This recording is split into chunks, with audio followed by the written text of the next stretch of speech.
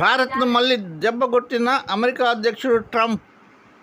రష్యాతో భారీగా చమురు ఆయుధాలు కొనుగోలు చేస్తున్నందుకు భారత్పై కుళ్ళుకుంటున్న అమెరికా అధ్యక్షుడు ట్రంప్ భారతదేశం మరియు రష్యా మధ్య ఉన్న మైత్రిని చూసి బహిరంగంగానే భారత్పై కుళ్ళుబోతుతనం చూపిస్తూ 25% సుంకం విధించిన సుంకాన్ని మరలా 50% పెంచిన అమెరికా అధ్యక్షుడు ట్రంప్ అదనపు సుంకాలపై భారత విదేశాంగ శాఖ ఆగ్రహం. అదనపు సుంకాలు విధించి ట్రంప్ పెద్ద తప్పు చేశారని వివరణ. ఇది సమంజసం కాదు. భారత విదేశాంగ శాఖ భారత ప్రయోజనాలు కాపాడడానికి దేనికైనా సిద్ధమేనని ప్రకటించిన విదేశాంగ శాఖ. రష్యా నుంచి చమురు దిగుమతి కొనసాగుతుందని ప్రకటించిన విదేశాంగ శాఖ.